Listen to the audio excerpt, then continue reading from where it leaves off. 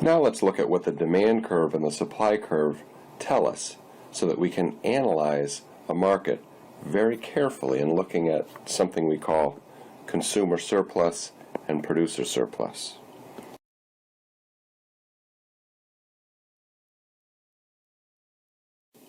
Remember what a demand curve looks like. Our demand curve tells us the relationship between price and quantity when we look at consumers. The demand curve says that if you want to buy a certain quantity, what's the willingness that consumers have to pay for that last unit? So we can look at the willingness to pay of consumers by looking at the demand curve. Willingness to pay is the maximum amount a consumer is willing to pay for a product.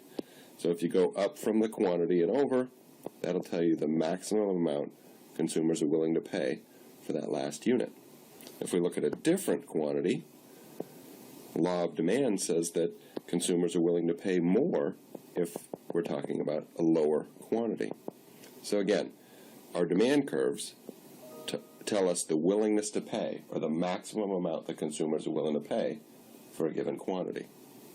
Now, consumer surplus is the amount a consumer is willing to pay for a product minus the price the consumer actually has to pay. And so we're going to actually see that consumers tend to benefit when they buy a good or a service, as long as they're willing to pay more than they actually have to pay. How does this work? Well, let's look at this demand curve. This demand curve shows us the number of lawns cut per hour. Right? So our market that we're looking at is lawn mowing. Right? And suppose the equilibrium price of lawn mowing is $10 per lawn. Right? If the price is $10 per lawn, and this demand curve represents different people's willingness to pay, we can look at lawn and see that for the first lawn that's cut, lawn's willing to pay the most. Lawn's willing to pay $22 to get that to happen. Thurl, on the other hand, is willing to pay $16. So Juan values having his lawn cut more than Thurl does. And then Forrest, $13. And if we look at Siggy, Siggy's only willing to pay $7. So if the market price is $10, well then that's more than Siggy's willingness to pay. It's less than Juan's willingness to pay, less than Thurl's, less than Forrest's, less than Tupac's. And it's exactly equal to how much Favola is willing to pay. So if we look at consumer surplus, which we are going to define as the difference between the price that's paid and a consumer's willingness to pay, we can look at Juan. We know that Juan is willing to pay $22, but the price is only $10. So Juan is benefiting by the difference, or $12, between his willingness to pay and the price he actually pays. So this distance between the demand curve and the price is Juan's consumer surplus. We look at Thurl. Thurl's willing to pay $16, but only has to pay $10, so he's benefiting by $6.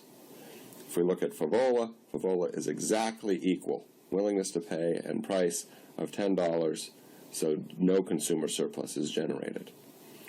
Ultimately, we look at this consumer surplus generated in a market as the area underneath the demand curve, but above the price. So it's the area of this triangle right here. Now we can also look at producer surplus. So remember, our supply curve shows us the relationship between price and quantity for suppliers.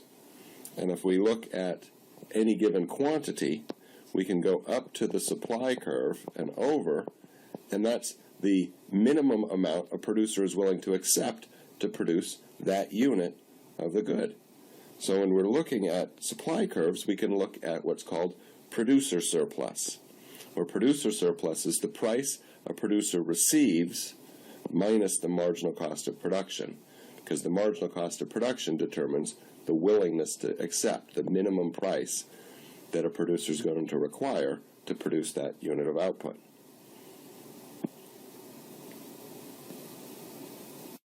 How do we show that on a supply curve?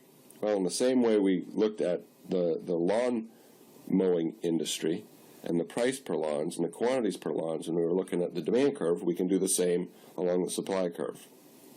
So here's the supply curve, and these are the willingness to accept for different producers. So Abe is willing to mow a lawn for $2, B is willing to mow a lawn for $4, and Cecil's willing to mow a lawn for $6. Efren, on the other hand, requires $12. So now suppose the price in the market again is $10. What do we see? Well, we see Eve is breaking even. Eve's willing to mow a lawn at a price of $10 and is getting $10. But Abe is willing to do it for $2. So Abe is collecting a producer surplus of 10 minus 2, or $8, the distance between the supply curve and the price. Cecil is getting $4, 10 minus 6. And D is getting $2 of producer surplus, 10 minus 8. So when we look at producer surplus, it's the area of the triangle underneath the price, but above the supply curve. So it's this triangle right here. We want to get very good at looking at producer surplus and consumer surplus, because when we start looking at interventions in the market, we want to see what happens to producers, what happens to consumers, and if we still get the same outcomes as far as surplus that's generated.